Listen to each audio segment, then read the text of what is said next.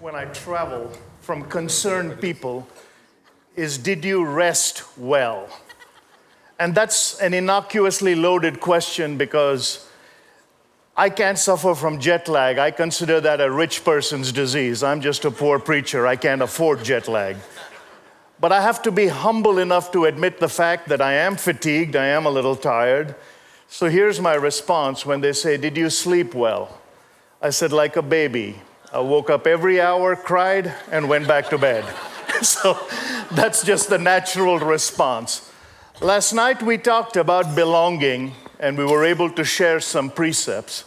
Today we're going to get into the meat of something called influence. Now, you live in the world of social media, and for you, the word influence means something that makes whatever you post go viral. We are in what is called a post-truth world, that anything you post is true. Yeah. But there is a truth that has defied the ages, and that truth is actually the most influential truth and the most viral post ever. One man. See, what we do is when we post stuff, we want to do it to share our status. Our hope is that we would get some likes. Our desire is that emojis validate that experience. Well, there was a man who took 2 posts and made it into a cross. That was a status. On a hill far away, that old rugged cross has stood the test of time. It's had more followers than any of you can dream of. It was viral for 2,000 years before that little red ball from China supposedly wreaked havoc. But the reason I share that is, truth is an uncomfortable proposition in the world we live in because we do not understand what influence is. John Maxwell says leadership is influence. Now let's take it a notch below to you and I. Each and every one of you in this room will directly or indirectly influence at least 10,000 people.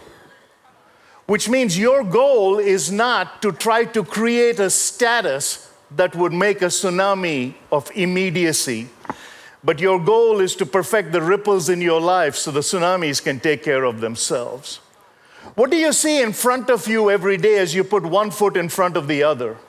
The book of Acts gives us the greatest model of influence ever presented, and very few people ever ascribe to it because we are seeking our own fame and fortune. We want our own me, myself, and I. We want our own little halo adjustment. But the book of Acts, the model is really simple. Always have a Paul to look up to. Always have a Timothy to leave it to. But do not be so involved in yourself that you overlook the Barnabas that God sends you in everyday moods. Barnabas is encouragement, little obscure character mentioned less than twice in the Bible. But many of us don't look for Barnabas because he's not as important as Paul, the mentor we all claim to have. And he's not as effective as Timothy, the one who will bear our legacy. Many of you are of the age, some of you are of my age, and generations that came before you all had the same thing about legacy. I want to leave something for my children that is more than what my parents left for me. Folks, the only problem with leaving an inheritance is those that get it are really glad you're dead.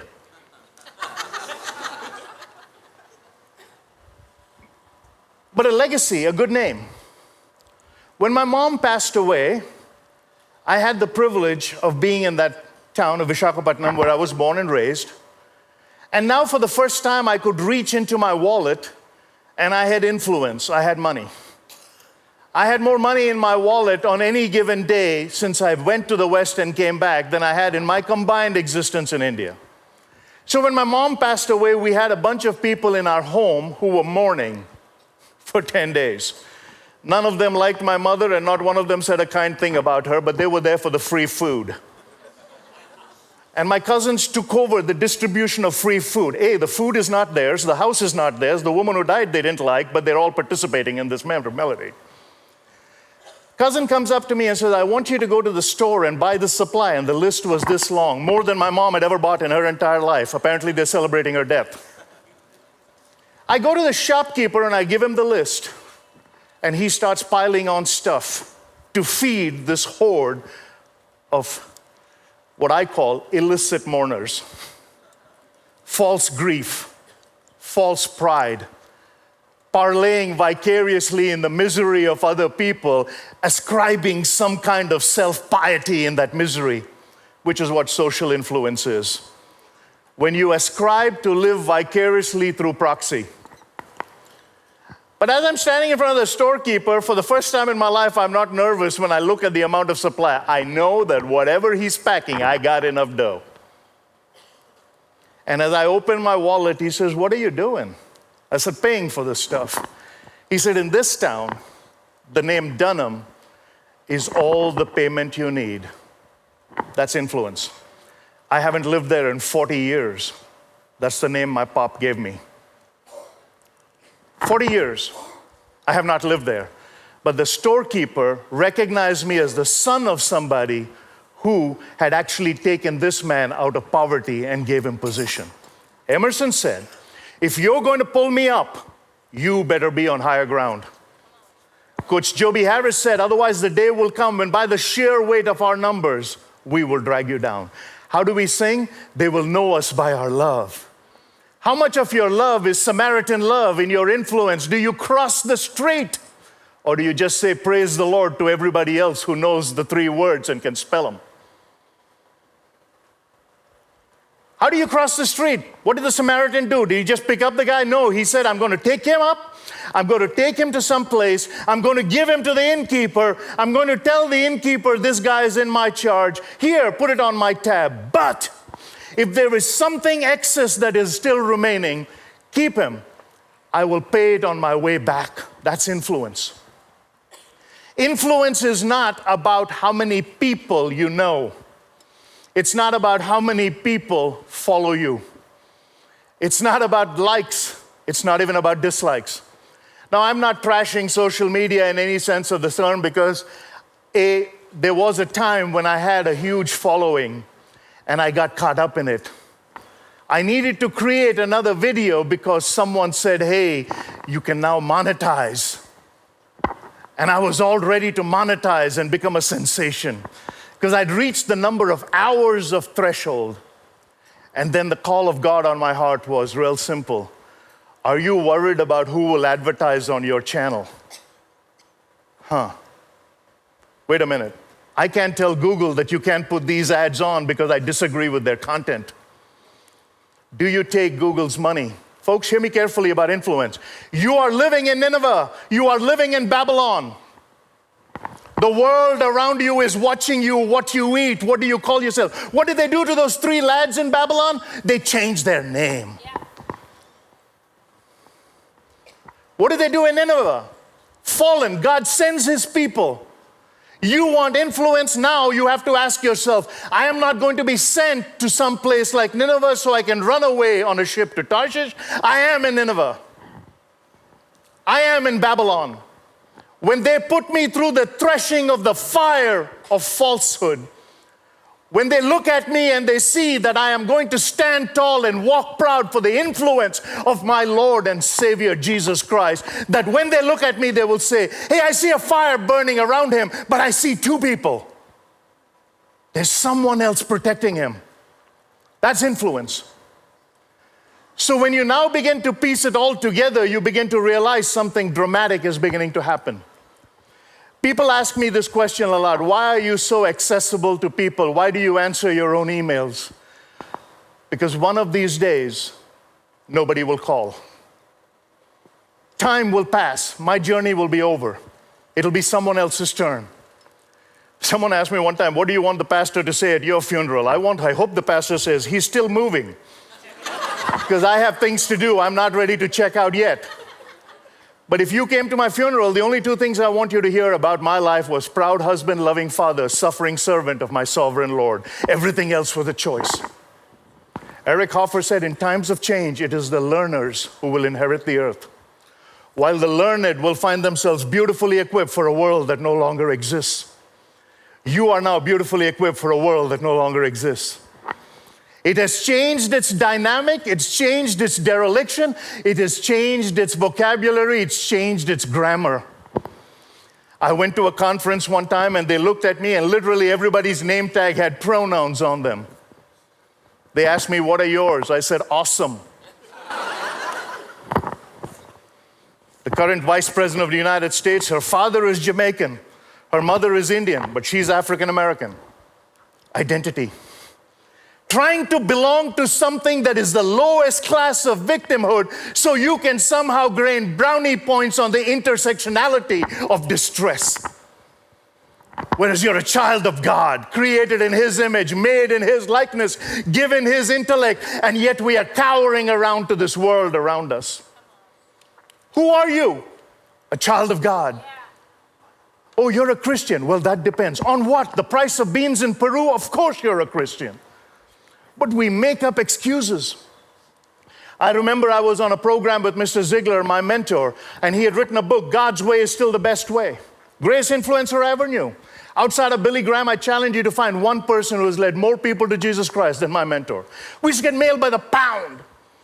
Every seminar, at the end of the seminar, he would say, "Seminar is over, you graduated. Take all the pictures you need. But in 15 minutes, I'm going to share the real truth of what transformed my life on that July 4th weekend in 1974. When I invited Jesus Christ into my heart as my Lord and Savior. All are invited, not all are expected." And people would flock that seminar room and they would give their life to Christ in that room and they would write to us during the week. Thousands upon thousands of people I met all over the world that said, "Your boss led me to Jesus Christ in the marketplace." Influence. We were in this radio interview and a young whippersnapper looked at my boss and said, "Mr. Ziegler, what would you be if you weren't a Baptist?" He thought this was some kind of an erudite, sophisticated question. No, that's the question that an ignorant person would ask. What would you be if you weren't Baptist? Mr. Ziegler looked at him. I said, "I'd be embarrassed." That shut that guy up real quick. One thing I participate in is I try to arrest stupidity wherever I see it. I sometimes find people in my life who seem to realize that that morning they're going to open a can of stupid, but they're going to do it with me. Standing in the airport, a guy will come to me, "Going somewhere, sir?" "No, just came to see the takeoffs and landings." "Of course I'm going somewhere, you idiot." Who died and gave you permission to open your mouth and take up oxygen? Nothing irritates me more than ignorance. But apparently we now major in minors. We all wear a medal that says ignorant, proud of it. Our PhDs now stand for please help my delusion. Living vicariously through someone else's motives. If you post something, "I went here on my vacation," immediately someone has to say, "I went there too." Who asked you? Get your own picture. Young girls who take pictures of themselves now have to all collectively agree on at least 20 different options before one of them will say that that one is worthy for all 20 of us looking in the same direction. No, you look like robots. The same hairdo, the same look in the same direction with the same boba tea. Get a life.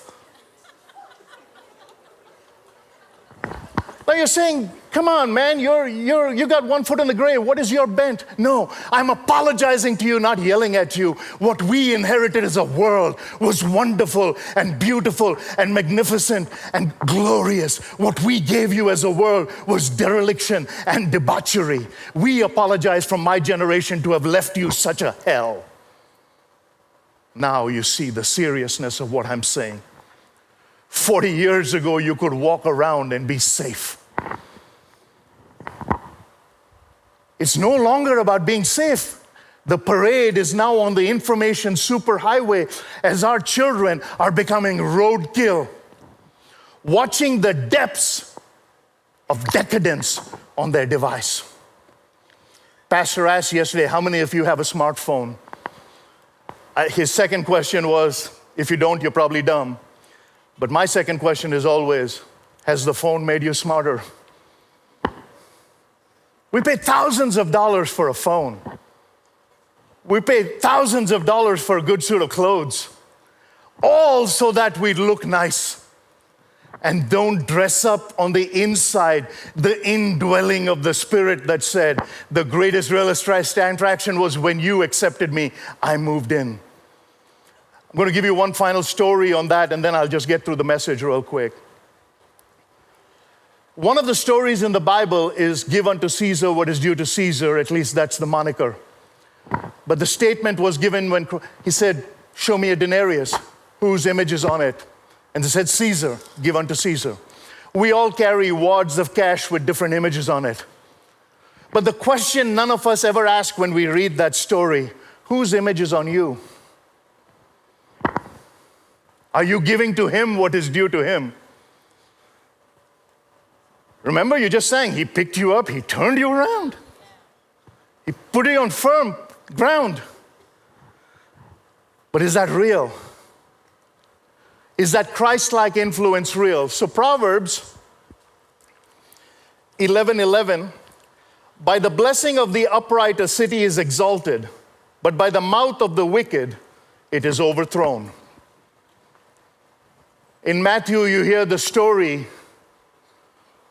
of Bethsaida, and it says, if Tyre and Sidon had done what you did and did not, they would be mourning in sackcloths. When you look at the city you're in, do you look at it as some kind of a holy ground where your presence can be felt? You know, Amy Carmichael put it this way, and I love her quote. We all profess to be strangers and pilgrims in search of a land we can call our own, and then settle in the most unstranger-like fashion, exactly as if we were at home and intended to stay as long as we could. I don't believe apostolic miracles have died. Apostolic living surely has. See, the heart of sharing and spreading and making your city vibrant, a city on a hill, a city where the salt needs to be shown and the light needs to be visible, is not about someone else doing it.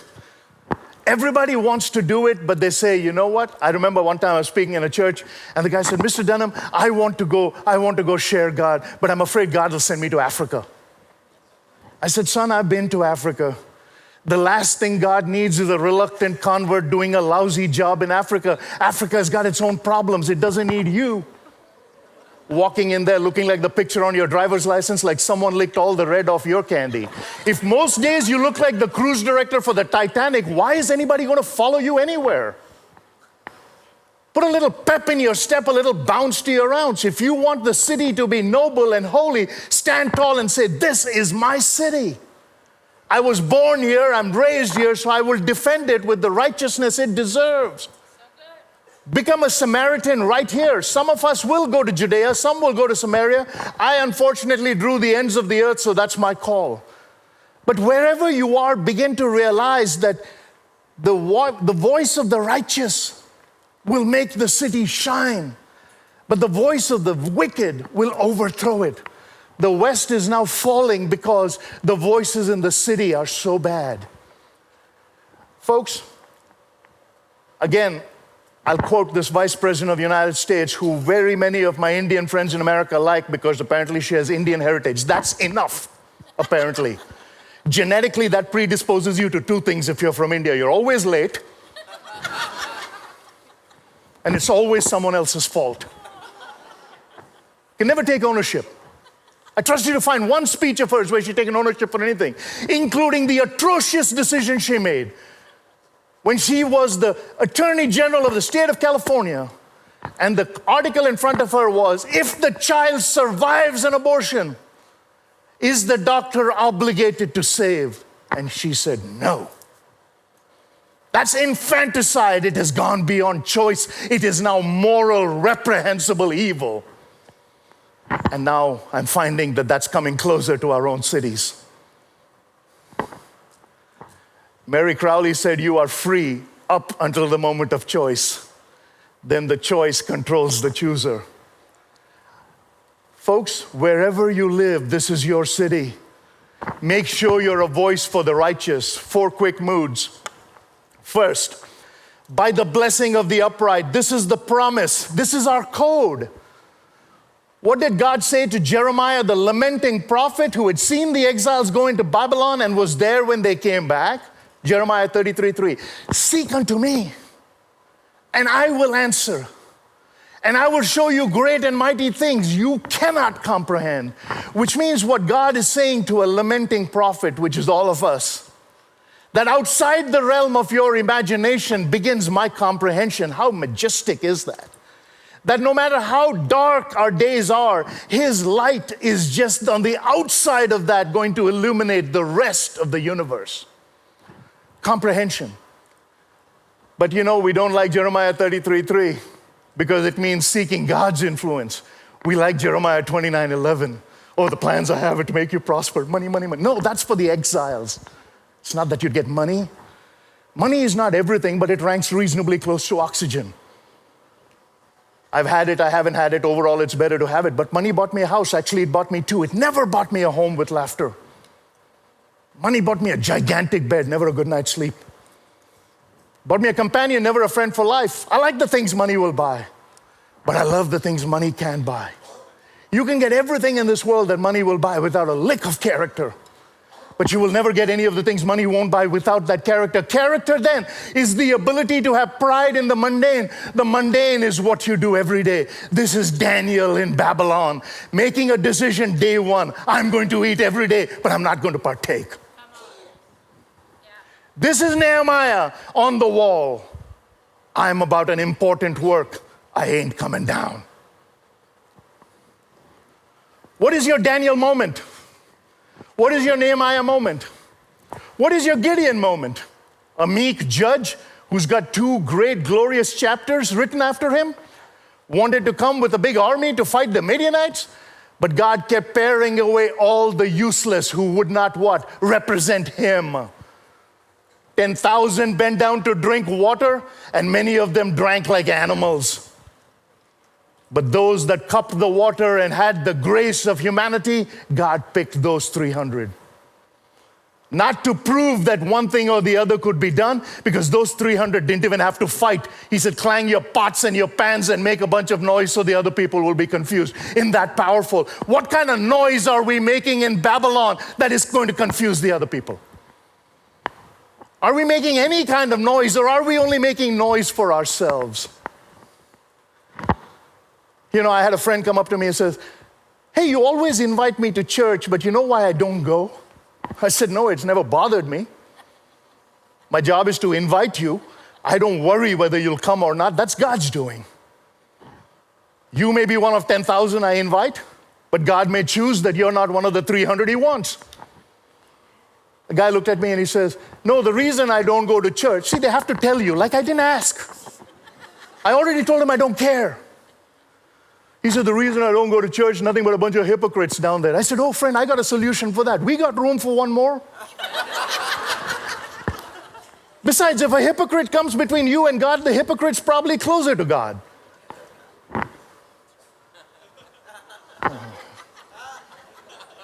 For those of you who got it, run around, so I feel like everyone got it. Looking like at me, huh? I'm like a cross-eyed discus thrower. I don't set records, but I expect the crowd to be alert. So, the voice of the righteous. So the first thing is, what is your code? Do you have a moral code? Now, I have a moral code as a businessman. I do not go to dinner with or lunch with anybody in the business world who is of the opposite sex, who is not my bride. Now, at my age, as a 62-year-old washed-up motivational speaker, there's not a long line of women waiting to pounce on me. Okay, let's get that out of the way. I'm young, but I got very old hair, not attractive. But that's the Billy Graham rule. It worked for him. I remember one time a lady called and said, hey, we won a big contract. It was because of you and your ability to train me to make the presentation. I need to take you out to lunch. Major kind. I said, you know my rule? She said, well, yeah, I know your rule. Let's call and see if anybody else will go. But there was nobody. I called Anila and I said, hey, I need to go out to lunch to this person, but on this Thursday between 1:30 and 2:30 in the afternoon at this restaurant, I'm going to be with this person. And my bride laughed. She said, honey, there's not a long line of women waiting to pounce on you. And then there was a pause. and I could hear the influence of our vows, as I could hear the quiver of her lip, and I could sense the trickling of a tear when she said these words, "But after 35 years of wedded bliss, I am so happy that you have the innocence to still ask."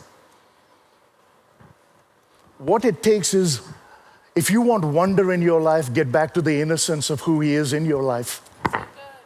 Get back to the beauty of the simplicity and away from the complexity. You know, we're so denominationally minded. I tell people, I've been around so many churches. We are so spiritually contaminated. We are so theologically confused. I tell people, if you split theological hairs, you will end up spiritually bald. The Bible is real simple. It's a journey between two trees.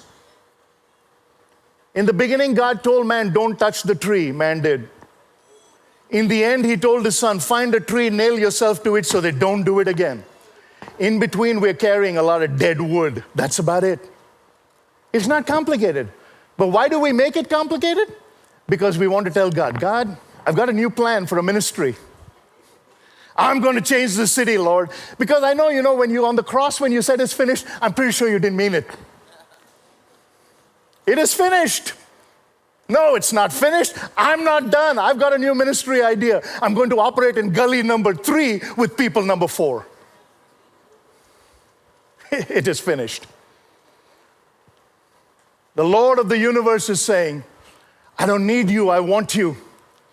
I don't need your ability, I want your availability. But more importantly, I just want you to be ready, because the noise I'm going to make through you doesn't need you to win anybody over. I just need you to confound and confuse the enemy long enough so they know that I am still king. Not complicated. Next, the city is exalted. So first part of it is by the blessing of the upright. Second, the city is exalted. This is the place. This is our road. Roads are essential. All roads led to Rome, they said. Well, it wasn't built in a day. One of the songs we sing is God is the way maker, the miracle worker. I added, you are the ripple maker and triple perfecter.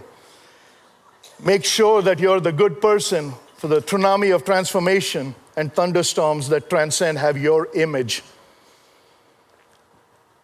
Max Lucado wrote a book called He Chose the Nails. One of the greatest books on influence I've ever read. He chose the nails. Think about that. At the age of 15, he would have had to go and work in Joseph's workshop because that was Jewish tradition. His ministry didn't start till he was 30.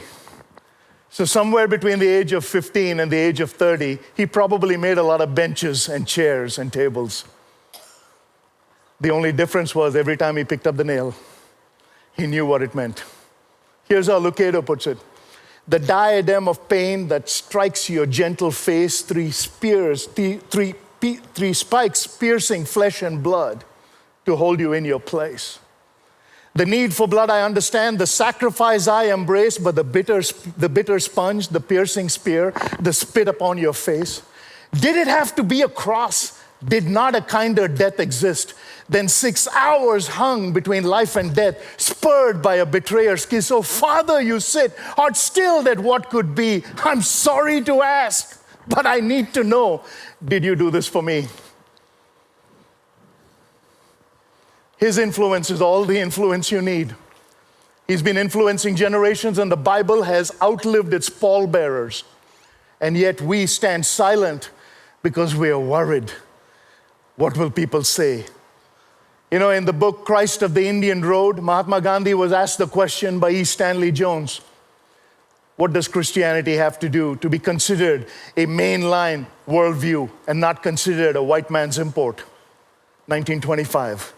Mahatma Gandhi replied this way, 4 things. First, live like him. Second, love like him. Third, understand what others believe. And fourth, don't water down what you believe. This is at that time the foremost representation of India asking the best known evangelist. E. Stanley Jones was at that time called by Time magazine the greatest evangelist of the 20th century. But the mouth of the wicked, the person This is our mode. And lastly, it is overthrown. This is the prediction. Our load. Our load. How am I doing on time, brother? Got another 10 minutes? 10? Okay. The prediction. I want to ask you now to just take a hypothetical look at this world. How bad was Sodom and Gomorrah that he destroyed it? With that percentage of populace, a fraction of what universe is now, if the good Lord came on earth now and saw this, we are probably primed for destruction. This prediction is almost certain, but none of us know the time. I was joking with someone. I said, if Jesus appeared on earth today, some of us may miss him because he doesn't look the part that we have made him up to be. I love the story told about one church in Tennessee where they were doing a dress rehearsal of the Passion play. And so everybody they were doing a dress rehearsal, which means even though they were supposed to wear the garb, that day they gave them, said, you come in your traditional gear. So this guy was in his flannel lumberjack shirt and he was playing Jesus. And the crowd was asked to get into a whipping frenzy. And this guy was walking across the front holding the cross, reenacting the play as best as we can reenact it. But how did Billy Graham put it? The cross of Jesus Christ does not cost us anything. It cost him everything. But as this guy was pulling the cross across the front and trying to get into the act of seeing what it felt like for our Savior's burden, the crowd was whipped up into a frenzy saying, crucify him, crucify him. And there was a young kid in the front row who got really excited. And he spit on this man. This guy in his red flannel shirt holding a cross turned to the young kid and said, I'll be back for you after the resurrection.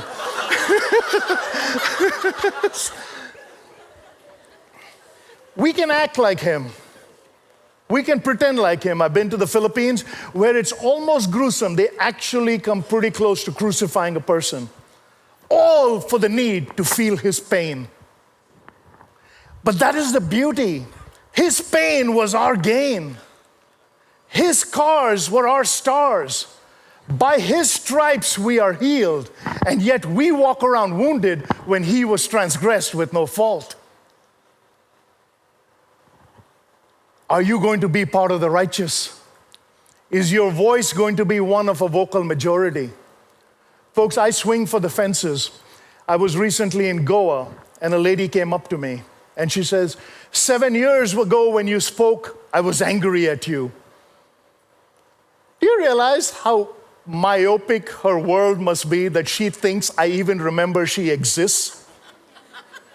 She actually thought I would remember that she asked me a question 7 years ago in Chennai, and because her question was annoying. Now, this is not a setup that when you ask questions, don't ask me annoying questions. But she asked me some question, and I answered the best way I know how, and she took offense to it. She then says, 7 years later, now when I heard you in Goa, I was truly moved by the Spirit. I said, and? I said, let me ask you a question. Do you believe it was your interference in my life 7 years ago that changed me radically? She said, yes, I'm hoping so. I said, how come you're not doing the seminar and I'm still doing it? Whoa, that did not sit well with her. As I told her, I said, ma'am, yelling, complaining, if two people agree on everything, one of them is unnecessary. I said, I don't care that you have an opinion of me that is negative. She got even more mad that I didn't care. That is ego. Conceit is a weird disease. It affects everybody except the person who has it. Have you ever noticed some people will brighten up the whole room by leaving? Some people are so narrow-minded, they look through a keyhole with both eyes. In fact, they say, this woman was so narrow-minded, her earrings touched. And the God of the universe is saying, I need righteous people to make a good noise for me. Satan, the sinister minister of deception, is saying, I don't want you to make a decision. As long as you're unaffiliated and dance in this world, it's okay. What is the only thing God abhorred? Pride. We gave them a month.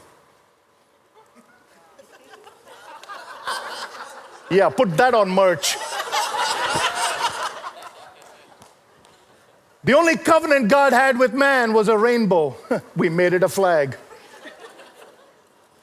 And you and I are now being accosted with our backs against the wall, running out of alphabets. The Canadian Prime Minister said LG and something. I look at the world we are in, and unless we have righteous people stand and defend their city, perfect the ripples around them, worry about being a Samaritan by crossing the street and making the goodness of Christ known to a neighbor. Don't worry about saving the world, save yourself. But we are afraid. It's called being canceled. I wonder what people will say about me on social media. Folks, if you care about what people will say about you on social media, one thing you've realized is that tears are never digital. You cannot wipe them away. Spoke to 1,300 students in Delhi, and I got a handwritten note from a girl who says, do you know how many people here today are within one bad decision of saying, I don't want to play this game anymore? Handwritten note. Thank you for speaking into our lives and our time. Folks, you want to make a difference in the city? Look at the people who are being radically transformed by stupidity and stand in the gap, walk tall, stand proud, and shout loud, saying, I am a follower of the King of Kings, the carpenter from Galilee. I have subscribed to the life of Jesus of Nazareth. He is my influence. You cannot cancel me. But we're still afraid. I was sharing with Mark earlier. In the year 2000 in Western Australia, a pastor gave me a thing, and I'll close. I wrote it in my Bible. And it simply says this: I have been learning that my yearning should never exceed my earning. And from that day forward, Anila and I have lived beneath our means. Our homes are paid for, our cars are paid for. We have no credit card debt. As a result, when the call of God comes to go to some God-forsaken part of the world to share His voice and be His influence, we are ready, willing, able. We buy a ticket, get on a plane, and go. This year, I will spend 147 nights in the hotel room. That's a long time to be apart from somebody you love, and have done that almost every year for almost 30 years of our marriage. You want to be an influence? Ask yourself, what will they say on your grave? You're born a boy or a girl. Well, that's under suspicion now, but that's a whole different issue. Apparently, you can choose. You become 10 and says, I'm somebody else. Well, good for you. I had a girl ask me this question. She said, I'm not confused about my identity. I said, good for you. Get a helmet and be happy. She said, what do you mean? I said, that's not a question, that's a statement. What is your question? She said, I don't know. I said, sit down. But that's the world we live in. People are standing up in audiences saying, I'm not confused. No, you are. That's why you're standing up. Think about it. Yes is no, wrong is right, black is white. Everything is backwards. Here's why. We're all in this relativistic garbage. Relativism is a crock. I've never found one woman who's come up to me and said, I think I'm relatively pregnant. 9 months from now, she's in for a relative surprise. The either-or world is coming upon you. I may have less time to meet my Maker. I make no apologies. But I'll tell you what my bride told me to tell you this morning. She says, sweetheart, you know my rule. Do not hold back. Give Him everything you got. We have already paid the price. We have already paid the price. When you look at people who come up here, you'll see tired, worn out people. What our hope is, that when you get the altar call, it is not just to meet Jesus, it's to have Him radically transform your life so you can go forward and be an influence for Him. I'll close and open it up for some questions. Well, thank you for that wonderful round of indifference.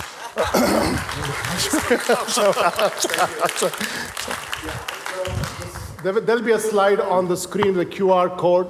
Please scan it and then post your questions. Brother Krish, I already have one question here. Is position required to be a person of influence? Is position required to be a person of influence? Influence is not in title or stature or position. Influence is in the ability to realize two things. That no matter whether you have anything or have everything, everybody in this world has some things in common. We all have the same amount of time. The rich billionaire and the poor one both have 24 hours. Influence is not about ability, which is position. It's about availability. Here's what I mean. When I get to heaven, not if, I'm pretty sure, I'm going to meet a long line of people that I ran across in my everyday life who will have a front row seat in heaven because they actually impacted more lives than the people who supposedly had notoriety and were known. The irony of ironies is when some of them see me, they'll be surprised I got in.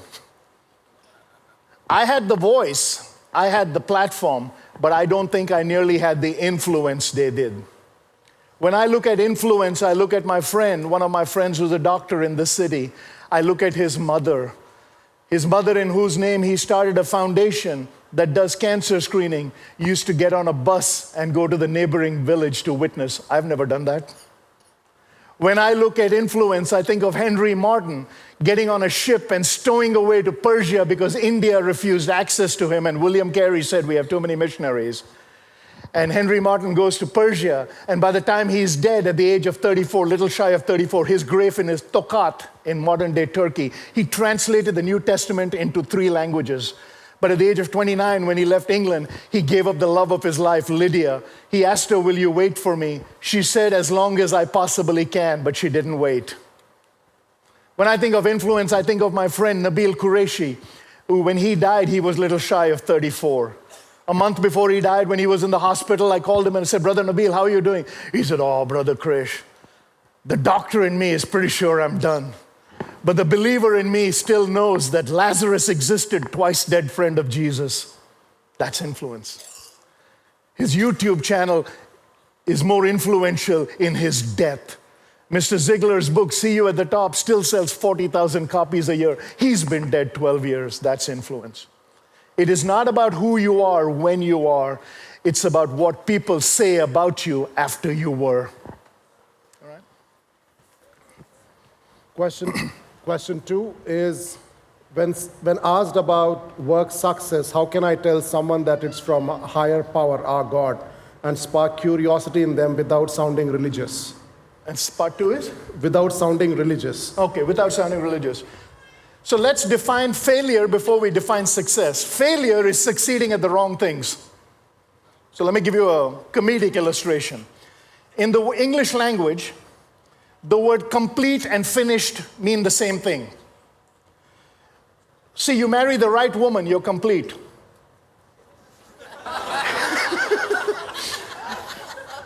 For the slow ones, if you marry the wrong one, you're finished. Okay? So when you look at success, it's not about what you achieve. Success is not about who you are in relation to where you are. Success is who you are in relation to where you began and what you did with it. Success is always a journey, never a destination.